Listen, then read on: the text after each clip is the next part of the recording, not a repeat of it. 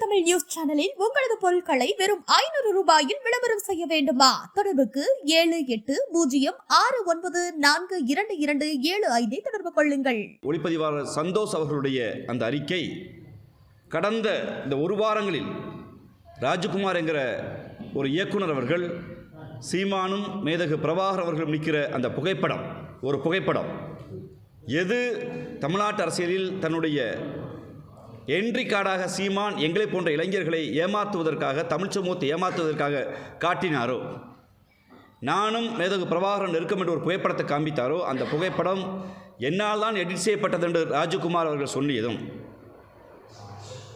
ராஜகுமார் அவர்கள் சொல்லிய பின்பு இப்போது இயக்குனர் சந்தோஷ் அவர்கள் மேதகு பிரபாகரன் அவர்களை சீமான் அவர்கள் 10 நிமிடம் கூட சந்திக்கவில்லை. சீமான் என்கிற இயக்குனர் இருக்கிறார், அவர் தமிழீழம் குறித்து மேடைகளை பேசுகிறார், அவரை சந்தித்தால் நன்றாக இருக்கும் என்று அண்ணன் வன்னியரசு அவர்களும் அண்ணன் குளத்தூர்மணி அவர்களும் அறிமுகம் செய்யப்பட்ட பின்பு சீமான் அவர்கள் மேதகு பிரபாகரன் அவர்களை சந்தித்தார். அது ஒரு 10 நிமிட சந்திப்பு கூட இல்லை. அந்த புகைப்படங்கள் இதுவரை வெளியே வரவில்லை என்கிற ஆதாரத்தையும், அந்த செய்தியை அவர் வைத்திருக்கிறார், வீடியோ வைத்திருக்கிறார் என்று நேற்று ஊடகத்தில் வேறு சொல்லியிருக்கிற செய்தியும், ஏற்கனவே சங்ககிரி ராஜ்குமார் அவர்கள் இந்த புகைப்படத்தை நான் தான் வெளியிட்டேன் என்ற செய்தியும், அச்சத்தை மட்டுமல்ல, தமிழீழம் என்கிற உணர்வோடு இயங்கிய எங்களை போன்ற லட்சக்கணக்கான இளைஞர்களை பொய் பித்தலாட்டம் அவதூறில் சீமான் எங்கள் வாழ்க்கையை கெடுத்திருக்கிறார் என்கிற எண்ணம் எங்களுக்கு தோன்றுகிறது. நீங்கள் தமிழ் சினிமாவில் எங்களோட படம் வந்திருக்கும், எல்லாரும் பார்த்துருப்போம், பொதுமக்கள் எல்லாம் பார்த்துருப்போம்.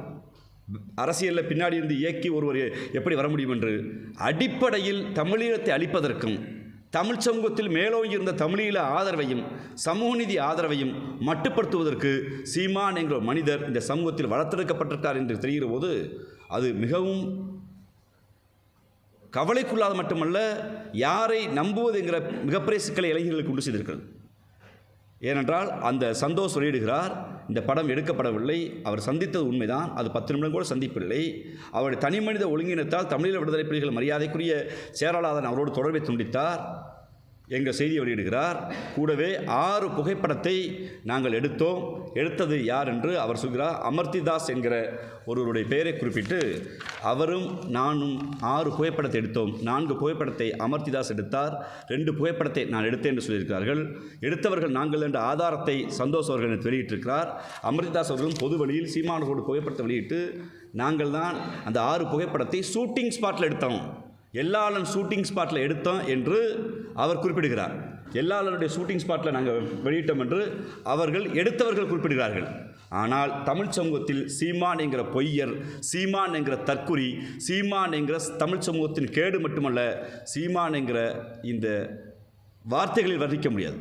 அவர் என்ன சொன்னார் என்றால், எங்களை போன்ற இளைஞர்களுக்கு, தமிழ் சமூகத்துக்கு, ஊடக நண்பர்களுக்கு உங்களுக்கு தெரியும், நான் காட்சியில் சண்டைக்களத்தில் இருந்து துப்பாக்கி பிடித்தேன், என் கையை மேதகு பிரபாகரன் பிடித்தார், போராளிகள் பிடித்தார், இப்படி சுடு என்று கதையை சொல்லிக் கொடுத்தார். ஆனால் இன்று அவர் சொல்கிறார்கள், மிகவும் கட்டுக்கோப்பாக இயங்கிய ஒரு இராணுவ இயக்கம் தமிழீழ விடுதலை புலிகள், பயிற்சி பெற்ற தமிழீழ விடுதலை புலிகளை தவிர யாரும் துவக்கை தூக்க முடியாது.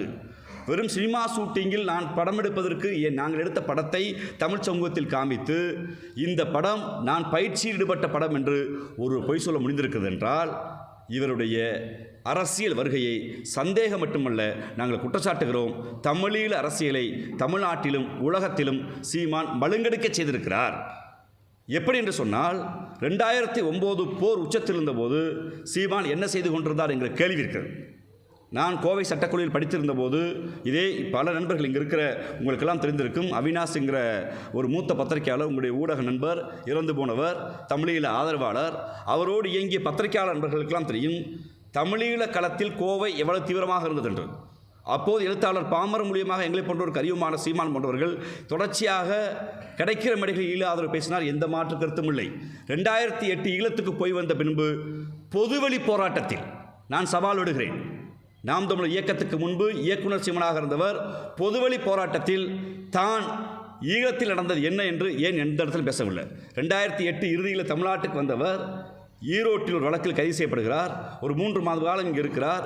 இருந்து பொது வழியில் ஈழத்தில் தான் நடந்ததுன்னு எங்கேயும் மக்கள்கிட்ட ப்ரெஸ் மீட் வைக்கல, சொல்லலை, பிரச்சாரம் செய்யலை.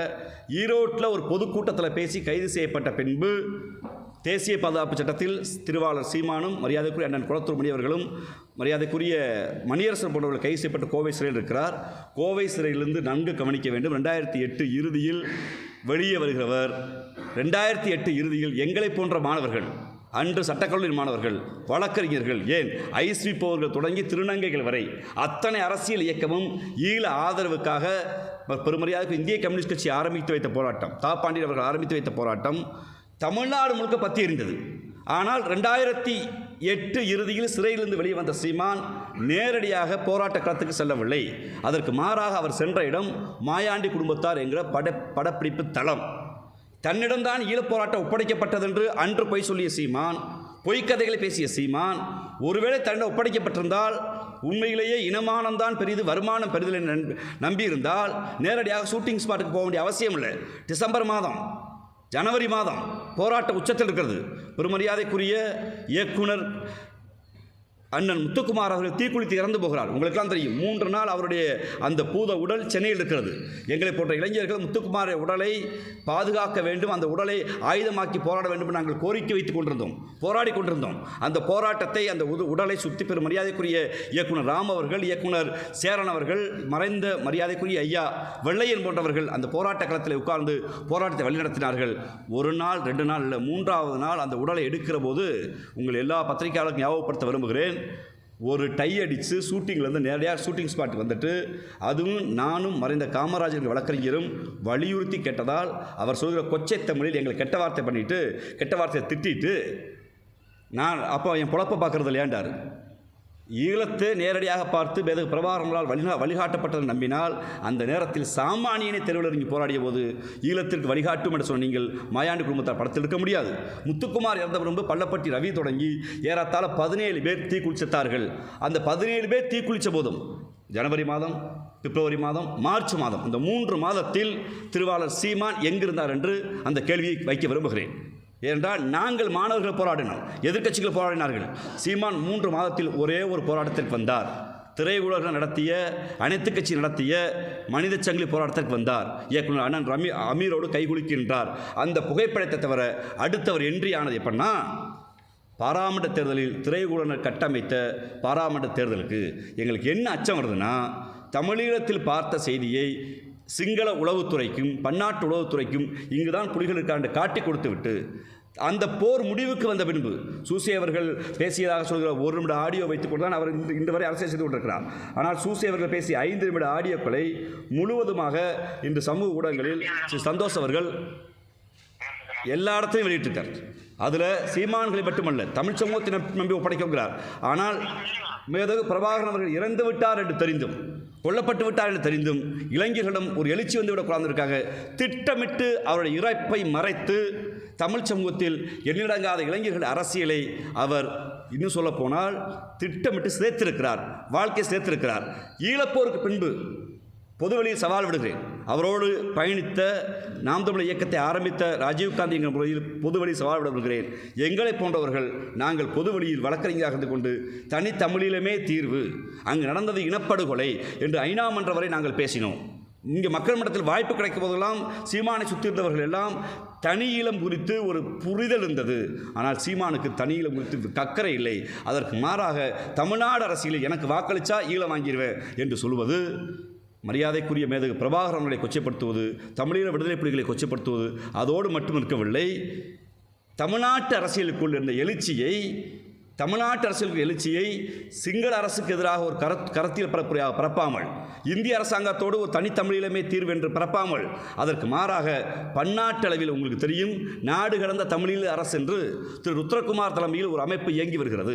திபேத்தில் இருக்கிற நாடு கடந்த தமிழ் அரசு போல் தமிழீழ அரசு இயங்கி வருகிறது. அந்த அரசோடு அவர்களோடு முரண்பாடு, பிரிட்டிஷில் இயங்கி வந்த தமிழீழ விடுதலை புலிகளோடு முரண்பாடு, ஐநா சபையில் மனித உரிமைக்குள் சுவிட்சர்லாந்தில் இயங்குகிற அங்கே இருக்கக்கூடிய ஜோசுவா அண்ணன் போன்றவர்களோட முரண்பாடு, இந்த பன்னாட்டு சட்ட ரீதியாக இயங்குகிற எல்லா அமைப்புகளோடும் முரண்பாடு கொண்டு தனக்கொன்று ஒட்டுக்குழுக்களை உருவாக்கி பன்னாட்டு டயஸ்பரா தளத்திலும் தமிழீழத்தை நீர்த்து போக செய்திருக்கிறார். இனப்படுகொலைங்கிற தத்துவத்தை, சட்ட ரீதியான போராட்டத்தை ஒன்று கூட, ஒரு புள்ள கூட புடிஞ்சு போடாமல் நீர்த்து போக செய்திருக்கிறார். திட்டமிட்டு ஈழ மண்ணில் காட்டி கொடுத்தது மட்டுமல்லாமல் தமிழ்நாட்டில் வந்த அரசியல் எழுச்சியை மட்டுப்படுத்தி வைப்பதற்கு இவர் காரணமாக இருந்திருக்கிறார். நேற்று மிக முக்கியமாக ஒரு செய்தியை சந்தோஷ் குறிப்பிட்டிருக்காரு அந்த தனியார் தொலைக்காட்சிக்கு. தமிழ்நாட்டில் அடைக்கலமாக தமிழ்நாட்டிலிருந்து வேலை செய்து கொண்ட தமிழீழ விடுதலை புலிகளின் போராளிகளை அவர் காட்டி கொடுத்தார் என்று அதற்கு சிரஞ்சீவி மாஸ்டர் என்கிற பெயரை பயன்படுத்தியிருக்கிறார். அவர் எனக்கு நன்கு தெரிந்தவர். அவரின் வழக்கறிஞர் நான் என்கிற முறையில் சொல்கிறேன். அவரை காட்டி கொடுத்தவரே சீமான் தான். ஏனென்றால் ஒன்று ஈழத்தை காட்டி கொடுத்தது, ஈழ ஆதரவாளராக இங்கே இருக்கிற போராளிகளை இவர்கள் என்று எல்லோருக்கும் காட்டி கொடுத்து இந்த போராட்டத்தை மட்டுப்படுத்த செய்தவர். அதற்கு பின்பு ஏற்பட்ட அரசியல் எழுச்சியை ஒரு தேசிய இனத்தின் உரிமையாக பார்க்கப்பட வேண்டியதை, குறிப்பாக தமிழ் சமூகம் தமிழர் உரிமை என்று பேசியதை ஒரு தெலுங்கு எதிர்ப்பாக, ஒரு கன்னட எதிர்ப்பாக மாற்றி இந்திய அரசியலோடு டெல்லி அரசோடு ஒரு மாநில சுயாட்சி பேசுகிற இந்த மண்ணில் ஈழம் குறித்து பேசியவர்களை நீ பெரியாரிஸ்டா, நீ தெலுங்கா, நீ கன்னடனா பேசாத, நீ திராவிட இயக்கமாக பேசாத, நீ யார் பேசுறதுக்குன்னு தான் மட்டுமே என்று இந்த ஊரில் சொல்லுவாங்கள்ல, திருட சீமான் சொல்ல பழமொழி தான், திருடன் திருடிட்டு ஓடுறவோ திருடன் கத்திட்டு போகிற மாதிரி ஈழம் குறித்து பேசாமல் எல்லா துரோகத்தையும் செஞ்சுட்டு நான் இன உரிமைக்கு பேசுகிறேன்னு சொல்லி பேசி 15 ஆண்டு காலத்தில் அந்த இனத்திற்காக எதையும் செய்யாமல் தமிழீழத்தை கொச்சைப்படுத்தி, தமிழீழ ஆதரவை மட்டுப்படுத்தி, தமிழீழ ஆதரவு போராட்டத்தை முனைமலங்க செய்து, தமிழீழம் குறித்து பேசியவர்களை வந்தேறி துரோகி என்று குற்றச்சாட்டு வைத்து இன்று அவர் நிலை என்ன இருக்கிறது என்றால் ஒரு RSS உடைய கைக்குழியாக வந்திருக்கிறது. ஒரு படத்தை உங்களுக்கு காட்ட விரும்புகிறேன். இது இன்னைக்கு சீமான் வச்சிருக்க வாட்ஸ்அப் ஸ்டேட்டஸ்.